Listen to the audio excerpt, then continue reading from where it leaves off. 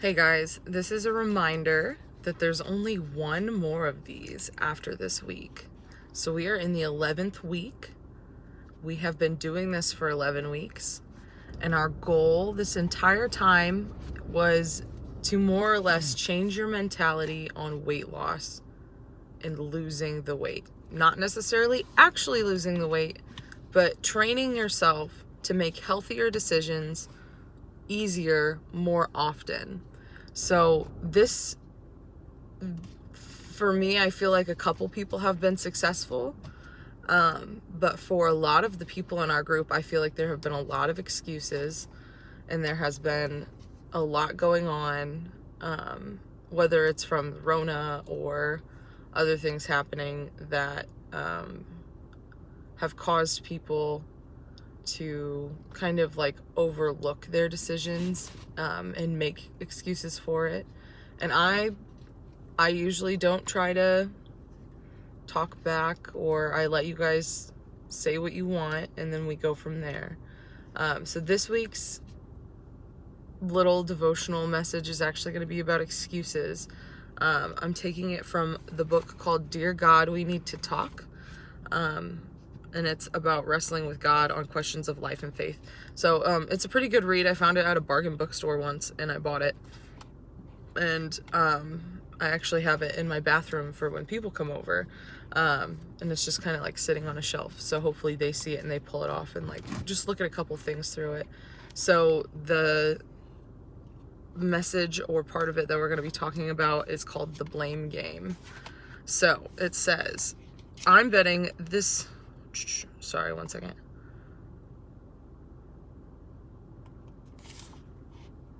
Oh, maybe that's wrong. No, it's not. The blame game. I'm betting this is the reason Adam and Eve gave their excuses when God found them hiding in the garden after their little slip up. You know, the tiny little garden mishap that caused all of us to forever struggle with sin. But they didn't just give excuses, they actually placed blame.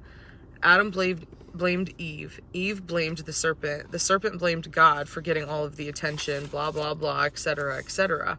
We've heard it all before, and I suppose that it is even a step beyond excuses. Not only are we not willing to tell the truth, but we also don't want to accept responsibility in the manner. My son portrayed this trait perfectly when he was a bit younger. When he was about a year old, Jake would always blame the closest inanimate object when we fussed at him about something. He would beat on the TV with his favorite Mickey Mouse figurine, and when we told him no, he would point at Mickey Mouse, who he called Num Num, and say, "No, Num Num." He blamed a stuffed frog once. I believe he even blamed the TV a time or two. He now blames his little sisters, who are in no way inanimate. For humans, blame is something easily placed into other people or inanimate objects. We like to call it the blame reflex. Whenever we realize we've done something wrong, we look to see who we can blame. We do it without ever thinking. It's been a deliberate action for so long that it has now become a reflex. My wife proves this to be true. She once made the mistake of being too honest with me, and she told me that every single time she does something wrong, the very first thought in her head is, how can I blame Darren for this? Why do we have this blame reflex? I think it's because we have difficulty believing that we can be wrong. In fact, even when I believe and I know that I'm wrong, I have a difficulty admitting it. But we are wrong a lot. You are. I mean, not me. We make mistakes. We do dumb stuff. And again, you, not me. And God will always point out our mistakes. And I hate that about God. Can't he ever just let me get away with something as if he has had his eyes on the back of his head? He has eyes on the back of his head. He misses nothing. How am I supposed to get away with sin when he sees everything? Serving an all-knowing, all-seeing God makes it very difficult for me to get away with stuff. Maybe I need to change religions to someone whose God actually blinks in the eyes and the back of his head. So I thought that this was important because a lot of times when I ask people how their week went when they're weighing in, they usually say something along the lines of, oh, it was okay, but I had a party this week, so they're blaming the party. Or, oh, it was okay, but this happened, and so then they blame whatever had happened for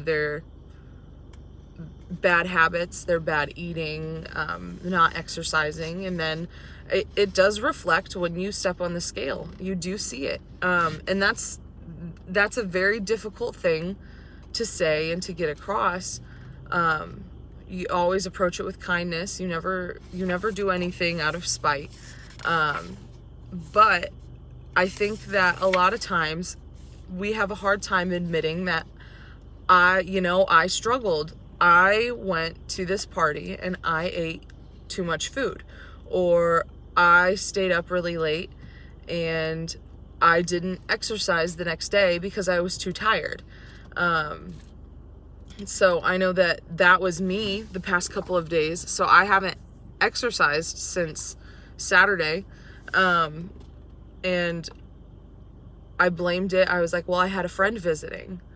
And then on Monday, oh, I'm too tired. And then yesterday morning, I'm too tired. And then in the afternoon, I didn't exercise either because I had a friend over for dinner. So we all do it, and it's okay to make mistakes. But really this week, try to hone in on taking responsibility for the decisions that you personally make. So at the end of this chapter, there's also some questions. Take your pen or pencil and your notebook and go ahead and write answers to these questions. The first one, what is the worst excuse that you've ever given to get out of something? 2, what's the best excuse you've ever given? 3, do you admit when you're wrong? 4, are you ever wrong? 5, do you have a blame reflex? Do you try to blame other things for things that you know are your fault? 6, did you ever sneak out as a teenager? I don't know what that has to do with it. Probably regarding the sin. It's probably later in the chapter. 7, has God ever brought your hidden failures to life or to light? Has he made them known to you? And 8, is it good when God does this, or is it bad? So you know when you do something wrong. You know when you feel guilty, why you feel guilty. It's not like a guessing game. When you feel guilty, it's specifically why, or what you did or what someone else did and why you feel that way. So it's a difficult thing. It's hard, but this week really try to take responsibility for your decisions. And come this weekend when you weigh in, if you're still struggling, go ahead and talk to someone. We have all of these counseling options available at the church. They're free to members, and I really, really encourage you guys to take advantage of that if you feel like there is more underneath the surface than just what you can think of. So really take advantage of the counseling services. Don't be afraid to just go and do it. You guys are capable of so much more than you think you are.